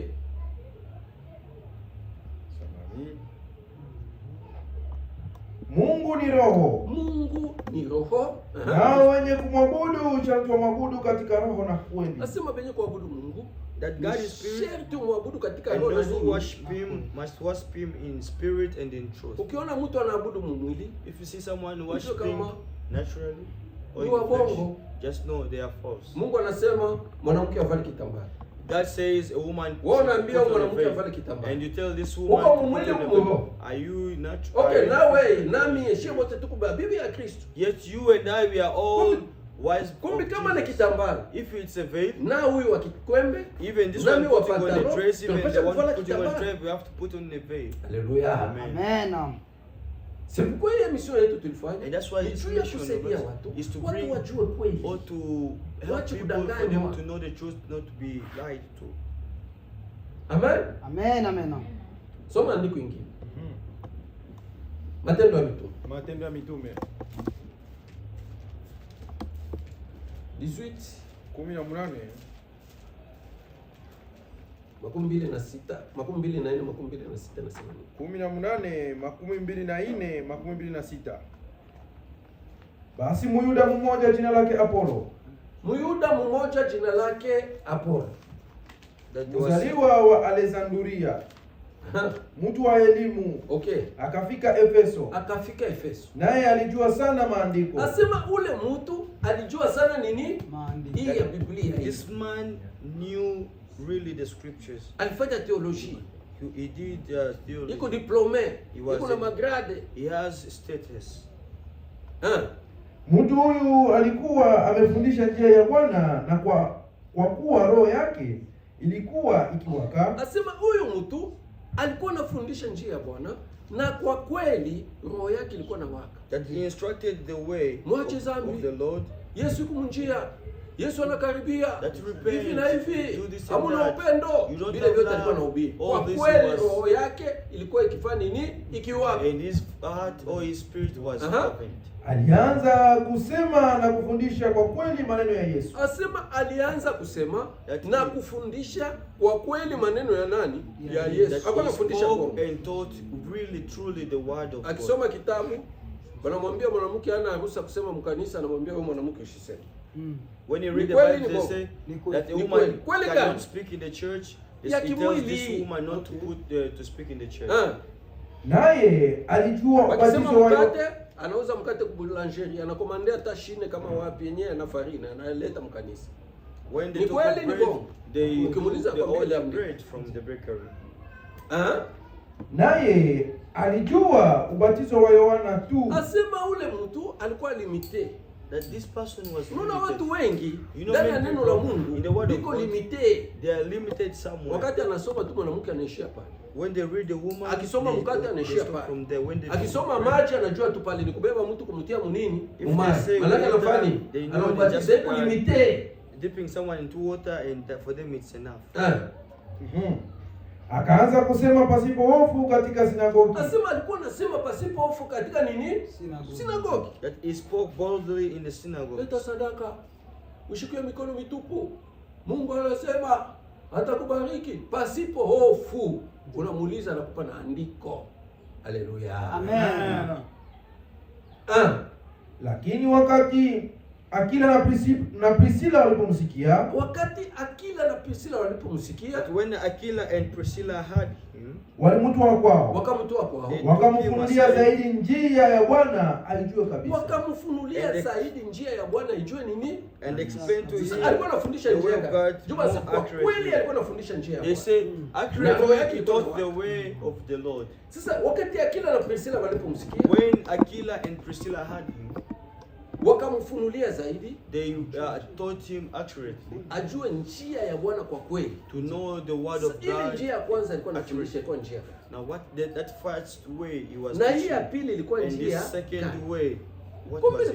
It was show. Ile njia ya kwanza alikuwa anafundisha, the first way he was teaching, na ile maneno ya Mungu alikuwa anafundisha kwa kweli, and the word of God that he was teaching katika sehemu za mwili, he was teaching them. Maana alikuwa anasoma maandiko, he was anaisikia kimwili na anaifasiria vile vile inaandikiwa. Amen. Amen, amen. Tandiske saa Akila na Priscilla walimsikia, wakamwambia hapana. When Aquila and Priscilla heard kitambala yeye ina kitambala, he said no, if they talk of a veil, it's not this one. Kabla wafanye maizini, hii andiko ilikuwa ndani ya Biblia. Before they did this companies, amen. Akaanza kumfasiria sasa kila kitu na maana yake. Sitadi akamfungulia njia ya Bwana katika hali ya roho. Everything in this with its meaning. Amen. In a spiritual way. That's why Yesu alikuta makanisa. Jesus came and found zile makanisa. And these churches, zilikuwa nafundisha neno la Mungu. They were teaching the word of God katika sehemu za mwili. But physical. Na zile makanisa yanaendelea mpaka leo. And this church still continues. Amen. Amen. Kwa Yesu baada ya kufundisha wanafunzi wake, that's why Jesus after teaching his disciples, mkafanya mataifa kuwa wanafunzi. Sitadi kuwafundisha, kuwaelewesha, baelewe. Make them understand the scriptures, not dramas and comedies, not prophecies, not wonders. Hallelujah. Nendeni ulimwenguni mkafanya mataifa kuwa wanafunzi. But go unto the nation and make all the nation to be disciples. Miujiza yokoe. Shetani naye anaifanya. Tutajua ya Mungu na shetani don't save. Because even Satan does wonders and miracles. Because even today, Satan has gone into the churches and is doing wonders and miracles in the churches. Amen. Kumbe zile makanisa ziko na leo zinaendelea na zinaendelea kupoteza watu. And they are still continuing. Amen. Amen. Mimi nawaza na kujibu. Asante sana mzee. Mwingine. Another question. Karibu Fred. Yeah, Fred Ushindi. Karibu.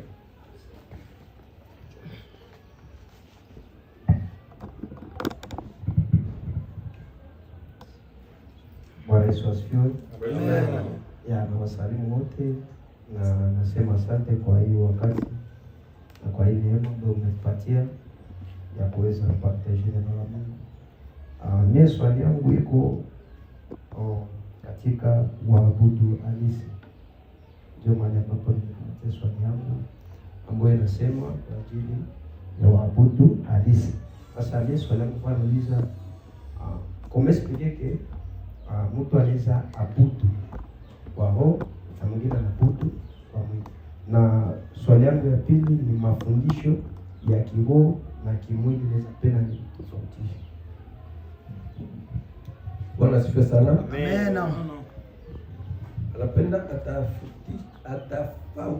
atafautishie, tumwachanishie. Now he wants to know the difference between kuabudu kimwili na kuabudu kiroho. Worshiping physically and spiritually.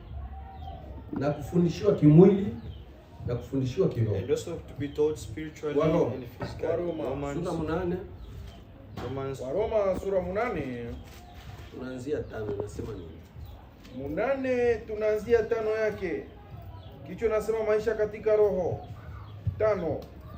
Kwa maana wale wanaofuata maneno ya mwili wanafikiri maneno ya mwili. Asema benye kufuata maneno ya mwili. That those that follow hapo wanafikiri maneno ya nini? That those who live according to the flesh thinks flesh. Study huyo mtu mnafikiri maneno ya mwili. Anaposoma Biblia, anaposikia mkate, this one who lives according to the flesh, yeye anafikiri tu maneno ya mwili, lakini mkate tu yimo. They read the Bible, they hear bread, they see. Lakini wale wanaofuata maneno ya roho wanafikiri maneno ya roho. Asema benye kufuata maneno ya roho. But those who live according to the spirit, wanafikiri maneno ya nini? Ya roho. The things of the spirit. Sitani wakati wanasema mkate, when they talk of bread, yeye hata waza hii mkate, they won't think of this bread, they will look for the spiritual bread, which is in the Bible. Yesu anasema yeye ndio mkate wa kweli ulioshuka nini? Jesus says is the true bread that came from. Atakula ni mkate ambaye ni Yesu. 16.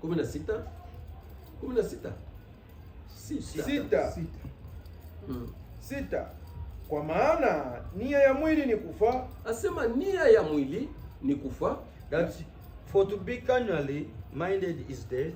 Lakini nia ya roho ni uzima wa salama. Nia ya roho ni uzima na nini? Na salama. But spiritually minded is life and peace. Kwa sababu nia ya mwili ni uadui juu ya Mungu. Nia ya mwili ni uadui juu ya Mungu. That the carnal mind is enmity against God. Kwa maana haitii sheria ya Mungu. Haiwezi kutii sheria nani? Ya Mungu. It is not subject to the law of God, nor indeed can it be. Kumbi kuabudu kimwili, to worship spiritually, ni wakati unafuata maneno ya nini? Ya mwili. It's when you are worshiping roho. Ni wakati unafuata maneno ya nini? Ya roho. And when you are worshiping spiritually is when you are following spiritually. Ufundishiwa kimwili ni wakati banakusomea andiko, banakufasiria vile vile na andikio. Is when they read this Bible scripture and they teach you or explain to you exactly. Ufundishwa kiroho to be told spiritually. Banakusomea is when they read you banakufasiria maana ya andiko and they tell you the meaning of this scripture. Luka 24 24. Tasoma 27. 24 kisha utaruka 44 na 5. Kisha utaruka 44. 27. Akaanza toka kitabu cha Musa na manabii yote. Yesu ule kichwa nasema Yesu anatokea wanafunzi wa Emau 44-45. Yesu anatokea wanafunzi wa Emau. Okay? Akaanza toka kitabu cha Musa na manabii yote. Okay? Akawaelezea maana ya maneno yote yaliyoandikwa juu yake. Asema Yesu alianza toka kitabu cha Musa, that beginning at the Moses na manabii yote and all the prophets, akawaelezea maneno yote yaliyoandikwa juu yake. He explained to them all scriptures, all things that were concerning him. Est-ce que tuko pamoja? Ndio. Kitabu ya Musa ndio kitabu gani? Akaanza toka kitabu ya Musa. That he began Musa aliandika vitabu 5 from Moses. Moses wrote 5 books. Genesis, Exodus, Leviticus and all those. Na manabii and prophets. Akaanza toka kitabu cha Musa. He started from the books of Moses. Akawaelezea maneno yote aliyoandika. Maana yake expanded to them the things that were written. Is to say from katika mwanzo. If you read, Mungu aliumba mbingu na dunia. In the beginning God created heaven and earth. There's things of Jesus. You need to be told what is heaven. Hallelujah. Amen, amen. Unaelewa?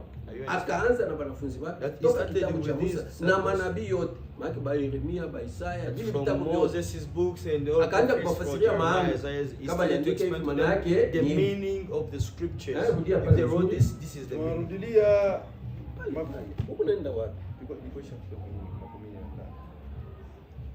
So 27 akaanza toka kitabu cha Musa na manabii yote, akawaelezea maana ya maneno yote yaliyoandikwa juu yake. Wakakaribia kijiji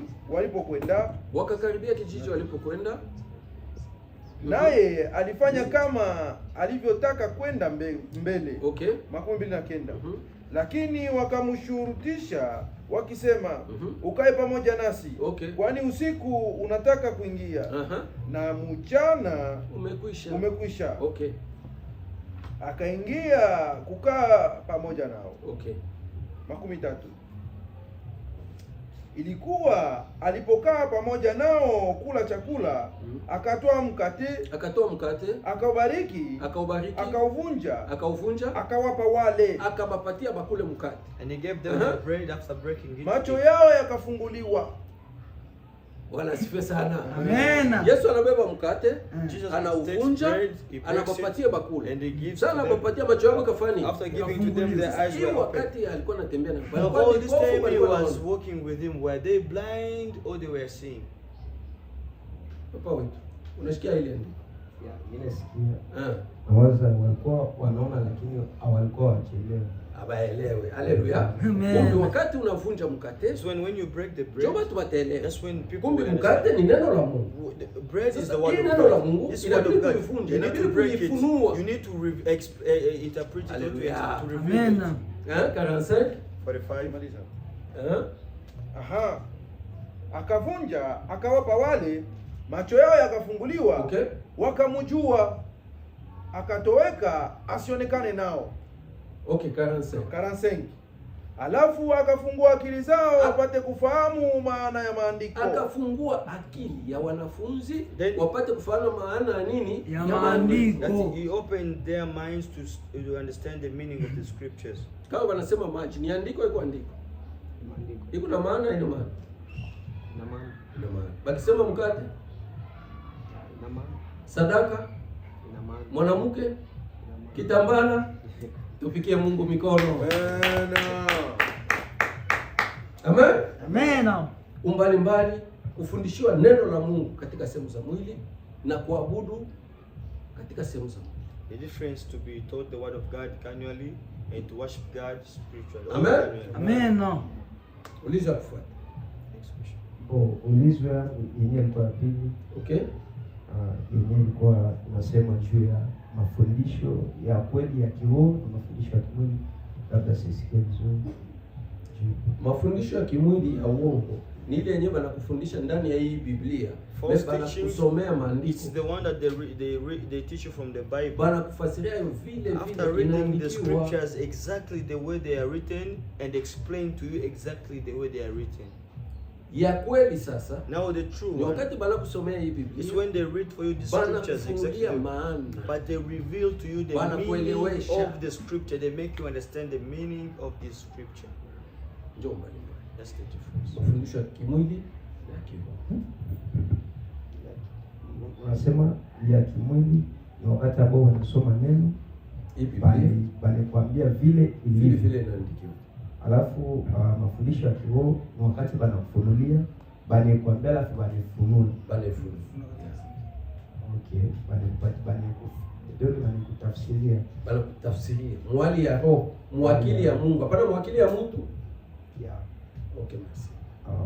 Okay, swali yangu ya kumalizia. Mimi naweza sema juu ya sadaka ya kanisa ambao mtumishi wa Mungu alisema hapo kwa ajili ya kuleta sadaka kanisani. Ni mbaya ama ni nzuri? Ni mzuri. Kuleta sadaka ni mzuri. Hata hapa tunatoa sadaka kila siku.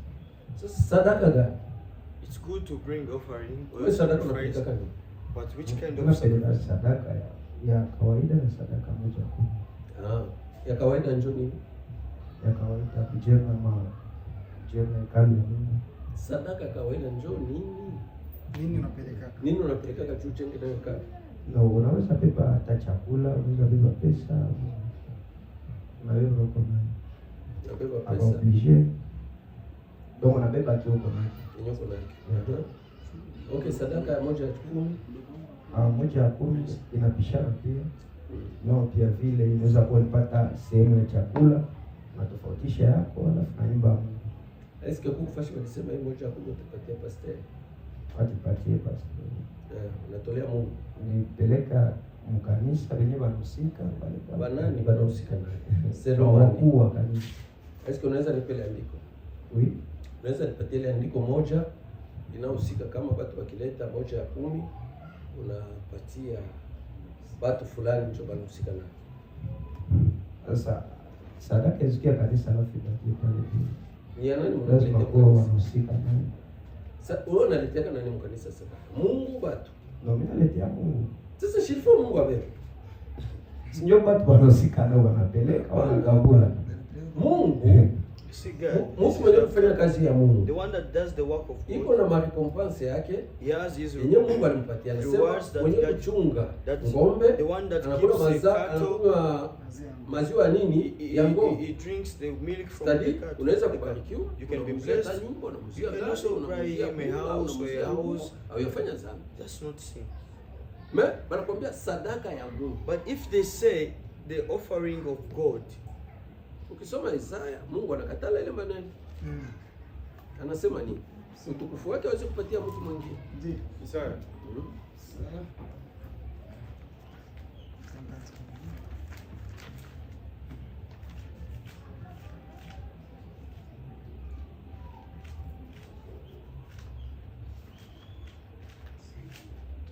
Inasema nini?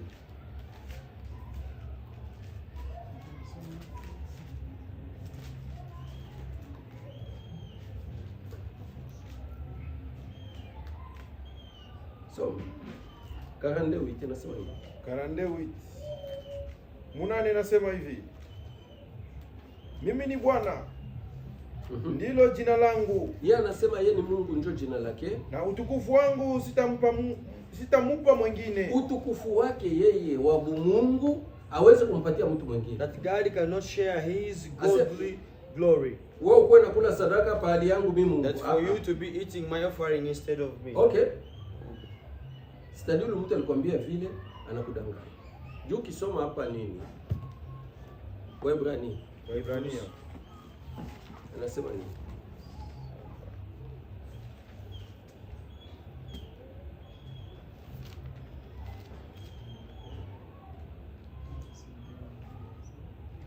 So, anasema nini? Waebrania 7. Waebrania 13. 13. Sichupa mara 8 pale inasema nini? 13:8. Soma 10. 13:10. 10. Mheshimu uongozi wenu ni kichwa ya andiko. Inalomba kwa nini? Kuheshimu. Okay. Tuna madhabahu. Ase tuna madhabahu. We have an altar. Nao wanaotumikia katika hema hawana ruhusa kula vitu vyake. Ase kuna madhabahu. Na wenye kutumika pale hawana ruhusa kula vitu vyake. Those who serve the tabernacle have no right to eat. Sasa wewe utaleta sadaka, unaletea Mungu kisha Mungu akule. No, hapana. Amen. Amen. Naweza sema sadaka hatuipatiake pastor kule, tulimpatia kwa ajili ya kazi ya Mungu kwenye kanisa, kwa sababu hata Biblia pekee inasema watumishi wa Mungu wanakulia madhabahuni. Sasa sio hiyo andiko nasema habana ruhusa ya kula. Mbona sema watumishi wa Mungu wanaweza kulia madhabahuni? Utuletele andiko tuisikie. Sijui kama hizo kumbuka vizuri. Kaulize pastor wako. Na pia na Amen. Sadaka selo simeelewa kupishana na maandiko. Unasoma Isaya 42:42 inasema sifa ya Mungu haitakuliwa wala utukufu wake Mungu wala sifa yake atapatia mtu mwingine. Inasema sanamu. Soma mbele. Tunasoma yake itagawanya na sanamu wala mtu mwingine. Soma karande wiki. 8. 10. Karande wiki. Isaya 42:8. Mimi ni Bwana, Mimi ni Bwana, ndilo jina langu, ndio jina yake. na utukufu wangu sitamupa mwingine, Utukufu wake hawezi kumpa mwingine, wala sanamu ya kuchonga sifa zangu. wala sifa zake hawezi kupatia sanamu ya kuchonga, na mtu na sanamu ya kuchonga. That he cannot share his glory even unto man or by any graven image. Okay, Na hapa iongee kwa ajili ya sadaka. ongea. Nasema inaongea kwa ajili ya sifa ya utukufu, iongee kwa ajili ya sadaka. Juu ulisema hivi, kati ulikupele andiko ni kulingana na kisi ulisema. Ukasema kama munailetaka tu pale. Kisha batumishi ya Mungu wanazikamata. Sadaka ya Mungu. Ni sadaka ya Mungu. Ndio mimi nasema Mungu anasema kuna mtu anapasha kubeba utukufu wake sitadi. Kama mimi nakuwa nakula pali ya Mungu, maana mimi ndio nakuwa Mungu. Sitadi utukufu ule Mungu alikuwa nao mnanipa mimi hao. Haiwezekani. Haiwezekani. Kumbi tafuta sadaka upatie nani? Juu Mungu anatulazimisha. Hakusema mtajenga makanisa ni sadaka. Anasema hivi. Munitolee sadaka. Okay? Wakati unatoa na mkono wa kushoto, wa kuume usifanye. Usijui. Mimi Mungu mwenyewe kuona kwa siri nitakujibu kwa nini? Kwa siri. Eske ile mnatoshaka na kwa siri? Sasa nilitaka niulize sadaka ndio nini? Sadaka ndio nini? Sadaka ni ile kitu mtu anatoa kwa Mungu kwa siri.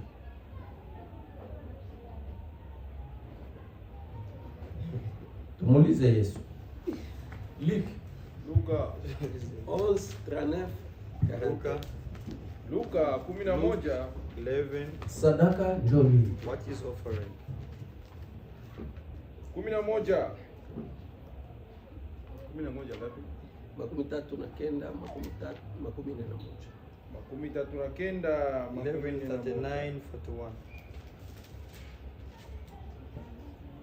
39 nasema hivi. Bwana akamwambia, sasa nyinyi Wafarisayo munaosafisha nje ya kikombe na sahani. Asema mwe Wafarisayo kazi yenu ni kusafisha nje ya kikombe na nini? Now you Pharisees make the outside and the cup, lakini ndani yenu mnajaa unyang'anyi na uovu. Asema ndani yenu but your unajaa unyang'anyi na nini? Na uovu and wickedness. Nyinyi wenye upumbavu. Asema Farisayo kwa upumbavu sana. That the Pharisees are foolish ones. Upumbavu wao ni what is their foolishness? Because they just take things out. Yeye anayesafisha nje si yeye anayesafisha ndani vile. Soma mzuri. Nyinyi wapumbavu. Yeye anayefanya nje si yeye anayefanya ndani vile. Asema mwenye kufanya nje. That you made the outside ndani vile. Made the inside as well. Lakini toeni sadaka za vitu vilivyo ndani. Asema mwanzo kutoa sadaka vitu vyenye kwa nini? Ndani. But rather give the alms on. Natazama vitu vyote ni safi kwenu. Nikusema ukitoa sadaka ya vitu vyenye kwa ndani, kila kitu kitakuwa safi. You give the alms of things. Lakini ukiwa unatoa sadaka ya vitu vya nje, ujue kama kila kitu kwako ni kichafu mbele ya Mungu.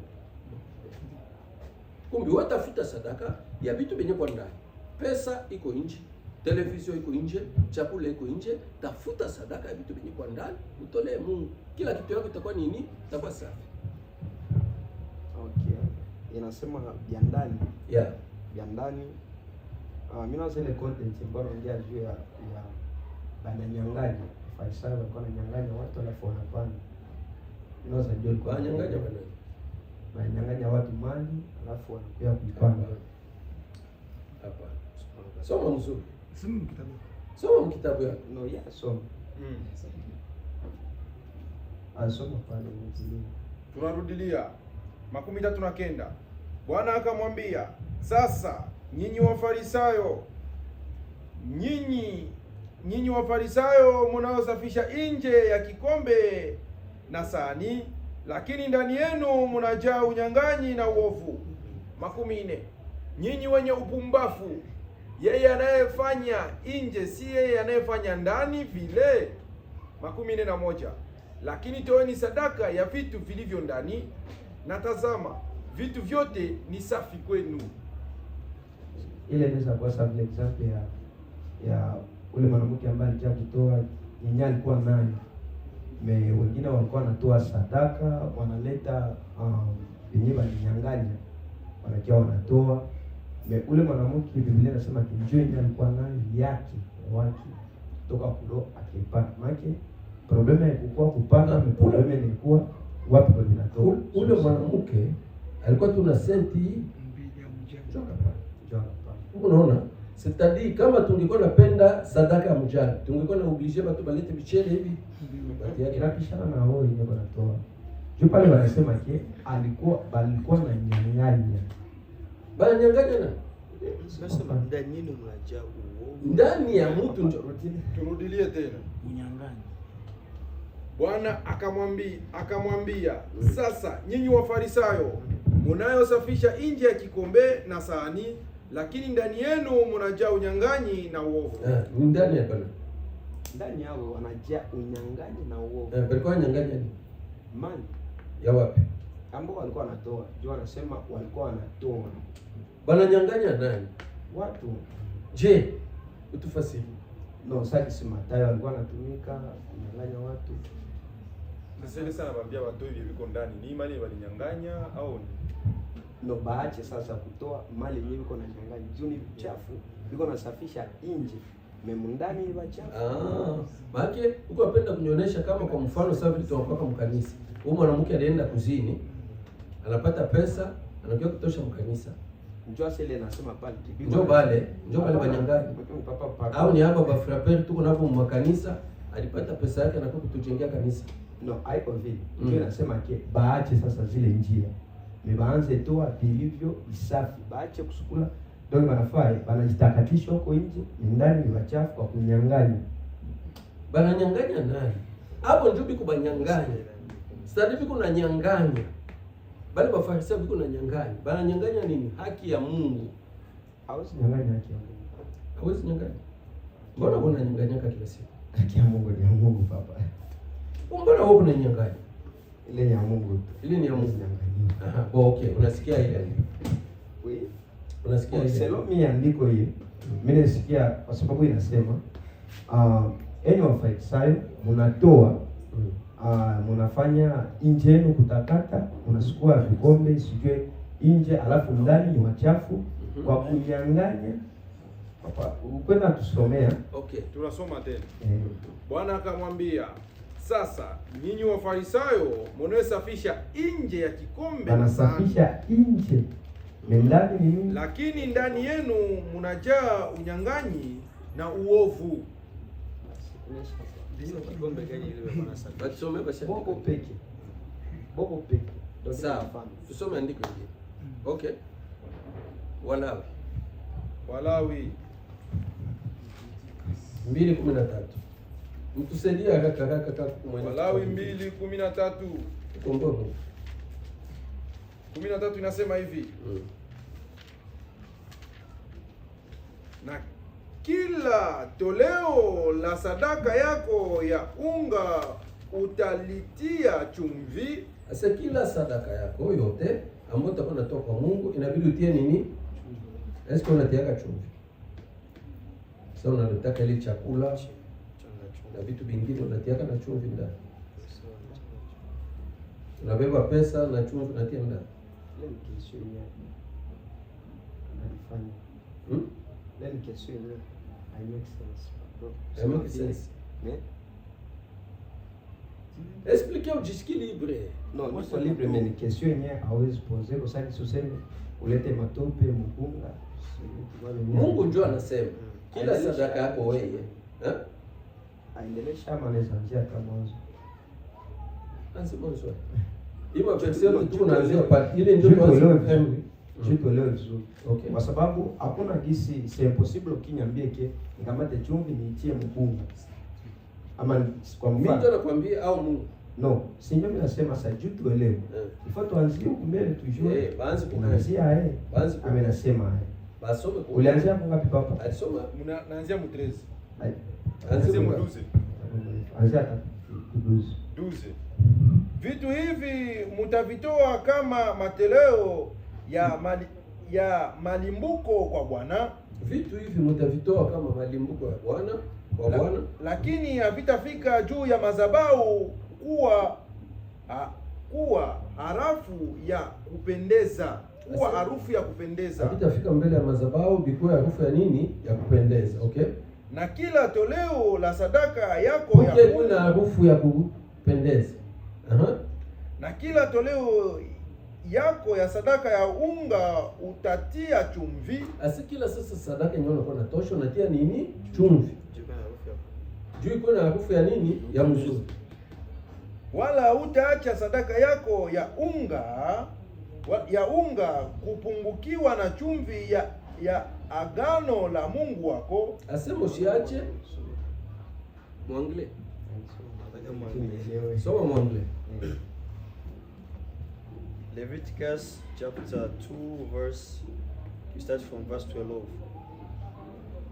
As for the offering of the first fruits, you shall offer them to the Lord, but they shall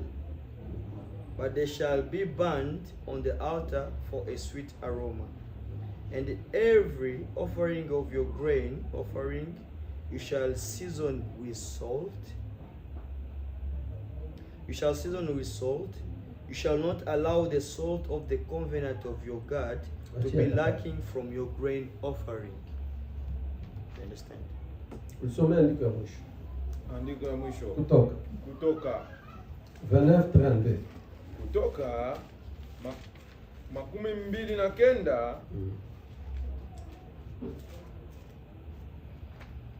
29. 32. 32. Nasema hivi. Okay. Na Haruni na wanawake watakula ya nyama ya kondoo dume. Wapi uko? Kutoka. Combien? 29:32. 38. 38 inasema hivi. Basi sadaka utakazozitoa juu ya madhabahu ni hizi. Sadaka ambayo utakuwa natoa juu ya madhabahu ni hizi.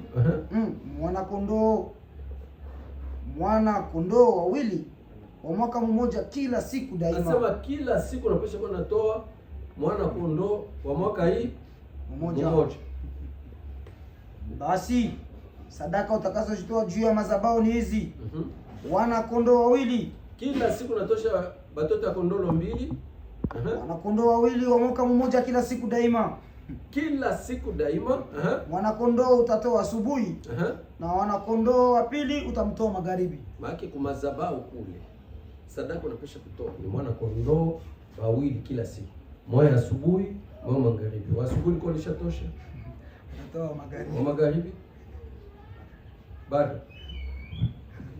Hii andiko naona family. Oui. Naona tu ali sadaka mimi. Mimi nasitoa. Hivi tukibaniza mimi naenda mtaani ninauza kondoo wa mwaka mmoja mimi naleta.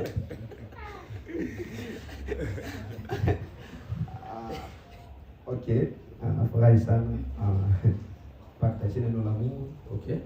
Kwa baraka sana na nimejifunza zaidi na barikiwa sana kwa nasema asante.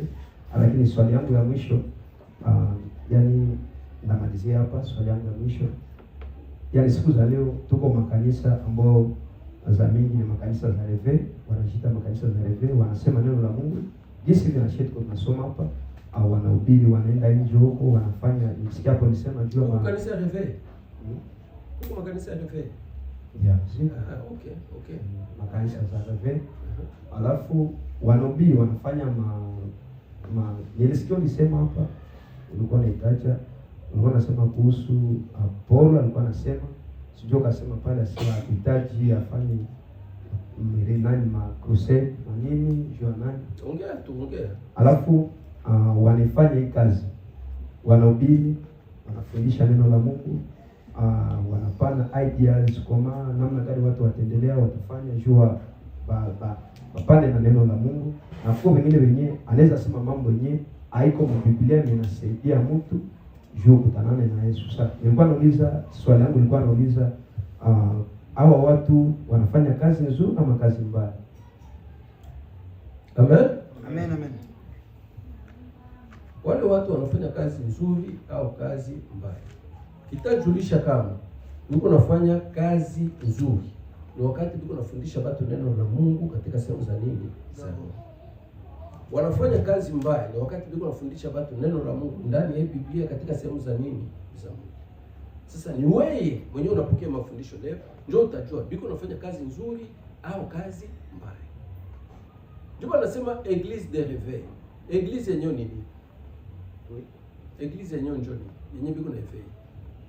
Église selon ce tunaelewa église ama église ni mwili wa Église de réveil. Ndio église gani? Iko wapi? Kanisa ya uamsho. Iko wapi? Ziko. Inaamsha nini? Inabishana. Okay, merci. Turudi hapa. Tunakuonyesha kama kujua kama banafanya mzuri ni wakati biko fundisha neno la Mungu katika sehemu za nini? Stadi banasoma hii Biblia banafasiria mwali ya roho. Kuona kama biko wafanya mubaya ni wakati banasoma hii Biblia banafasiria vile vile kulingana na akili yao kisi banaelewa. Pale wanafanya nini? Mubaya. Kwa inatuma niulize swali kwa sababu nisema kuko tofauti ya mafundisho ya nani, kuko motivation osi, kuko mahubiri zenye zinafuatana. So hivi tu yani unakutana motivation mu Biblia ndio banaandika nini? Ukufanya wanasema watu mtakuwa na motive na mahubiri. Na kuko sasa mtakuwa. No, mimi nasema ziko different.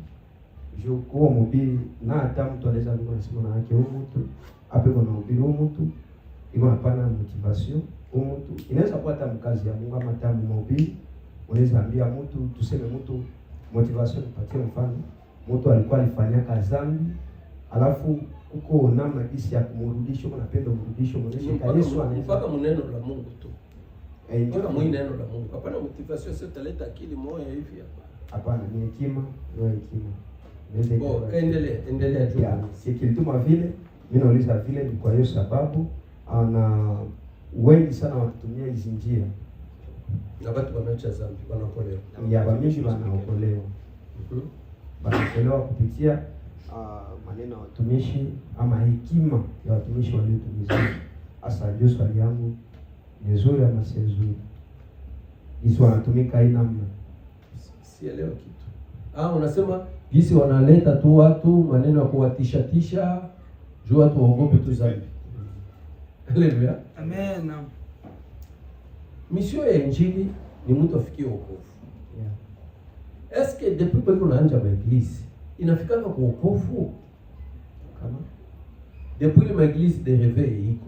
Uko ekipi moja watu walishakaokolewa. Juu Yesu alikuja akafundisha neno la Mungu, watu wakafikia wakaokolewa. Okay.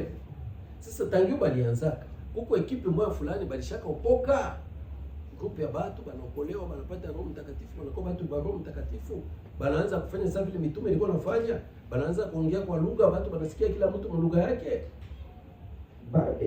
Kwa mapatio sema kwa biko.